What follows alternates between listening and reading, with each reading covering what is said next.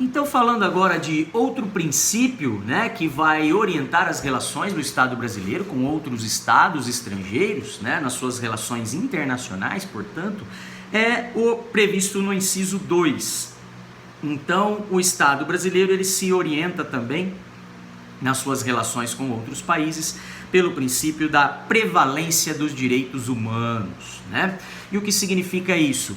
Esse princípio, na verdade, ele está diretamente ligado à pessoa humana, ao respeito aos direitos fundamentais da pessoa humana, tá? E o Brasil, portanto, né, trazendo esta previsão no artigo 4º como princípio fundamental, deixa claro então que o nosso Estado, nas suas relações com outros países, ele vai exigir o respeito integral aos direitos da pessoa humana. Ele vai exigir, né, que sempre nas relações externas os direitos humanos eles prevaleçam, o respeito aos direitos humanos prevaleça nas relações do Brasil com outros países, tá? Segundo nos fala a doutrina, é o mesmo José Carlos Souza e Silva, né, que na verdade tem um livrinho só para falar dos princípios fundamentais do Estado brasileiro. Então ele tem um livro só para tratar do artigo 1º ao artigo 4º da Constituição. E é da sua obra que a gente extrai um pequeno trecho de uma lição doutrinária que diz que não é admissível no regime democrático que os direitos humanos sejam desprezados, sejam banalizados, tratados como coisas, né? Nesse sentido, é imprescindível ter destaque no plano fático e também nas normas que constituem o centro do modelo jurídico democrático do país, tá? Então, é isso que o Estado brasileiro fez, né? Demonstrando que no nosso Estado democrático de direito, o respeito aos direitos humanos devem prevalecer, né? Os direitos da pessoa humana não são tratados como coisas, como objetos, podendo aí ser banalizados, desprezados, deixados de lado, né?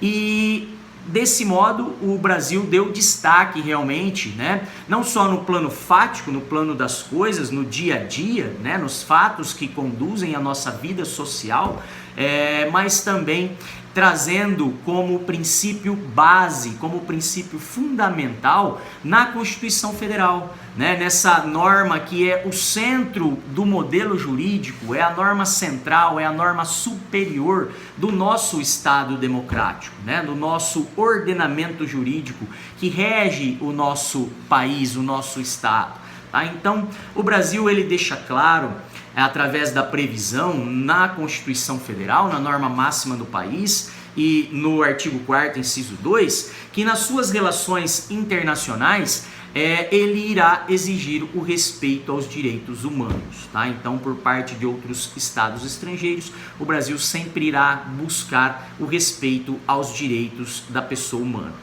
Ok? Deixando claro então mais uma vez que a dignidade da pessoa humana, ela além de ser uma questão interna, né, um valor que é base, que orienta toda a aplicação do direito no âmbito interno, ela também vai orientar nas relações externas, né, quando se busca aí o respeito aos direitos humanos e que nas relações externas ele sempre prevaleça, ok? Outro princípio encartado aí no inciso 3 do artigo 4º da Constituição Federal, que é o princípio da autodeterminação dos povos, tá? Esse princípio, ele advém, né? Ele tem origem no princípio das nacionalidades, tá? No respeito à nação, às demais nações, né? E aos povos que integram esses estados, né? Significa que todos os povos, eles têm direito de estabelecer livremente, ou seja, de acordo com a sua autodeterminação, né, a sua condição política, tá? O seu sistema de governo, né, a sua condição econômica, social e cultural, tá? Isso é se autodeterminar. É o povo de cada estado poder decidir sozinho, né, no exercício da autonomia, qual será a sua condição política, né, qual o modo de organização política daquele Estado, sem qualquer ingerência externa, né? Por isso que esse princípio ele está ligado também ao princípio da independência nacional, que comentamos ainda há pouco, que está previsto no inciso 1 do artigo 4º, né?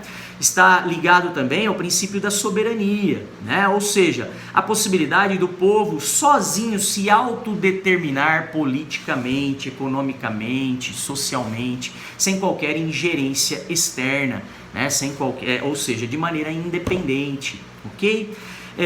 Então, esse princípio, né? O povo ele tem o direito, os povos mundo afora, e o Brasil respeitará isso, né? E exigirá também um respeito com relação ao nosso Estado, que todos os povos eles possam de maneira livre estabelecer a sua condição política e de se autodeterminar, né, de determinar sozinhos, de acordo com a sua própria autonomia, como será as suas políticas de desenvolvimento nacional, a sua política de desenvolvimento na área econômica, na área social, na área cultural, tá?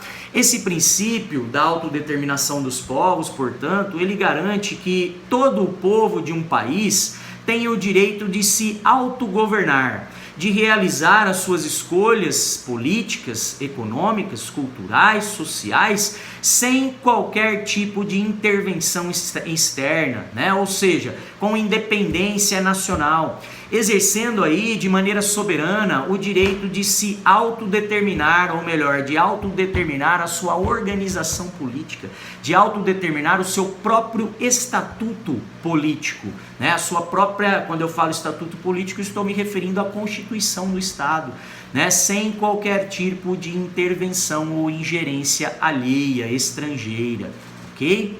Segundo nos fala o José Carlos Souza e Silva a respeito deste princípio, né?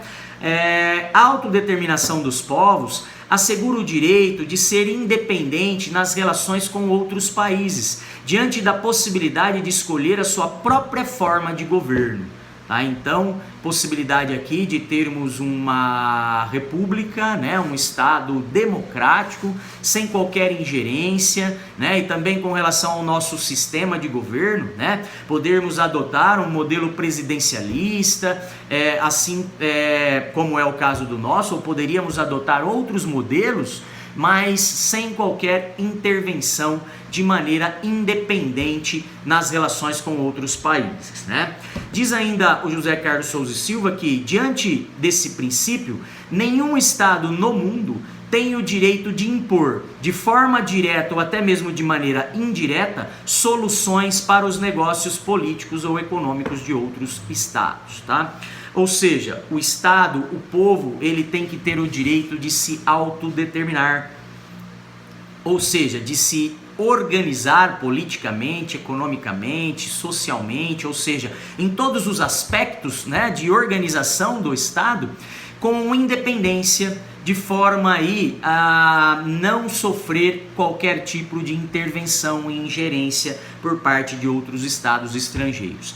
Então, esse princípio que orienta aqui as relações do Brasil, nós não admitiremos a intervenção nas nossas questões políticas, econômicas, sociais, culturais por parte de outros estados, e da mesma forma nós não iremos interferir junto a outros estados, porque respeitaremos a autodeterminação dos povos, a possibilidade dos povos sozinhos poderem autodeterminar a sua forma de organização política, ok? Nos mais amplos aspectos possíveis.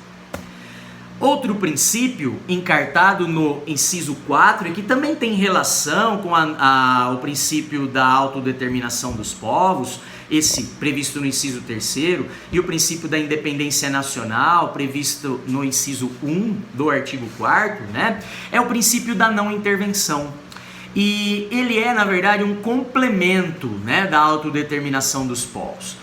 Ele significa que nenhum Estado ele pode ingerir-se, né, interferir, intervir nos assuntos internos e externos dos outros Estados, tá?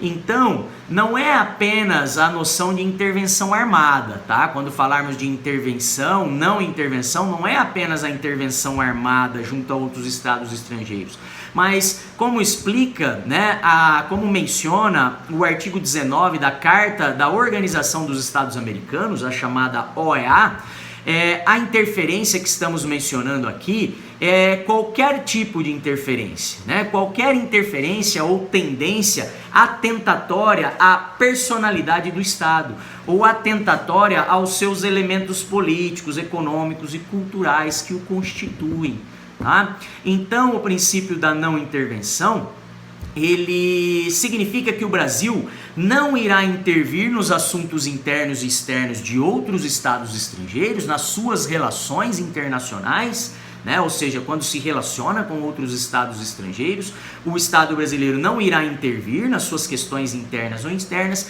e, da mesma forma, não aceitará nenhum tipo de intervenção, de ingerência de outros estados nas nossas questões, nos nossos assuntos internos e externos, tá?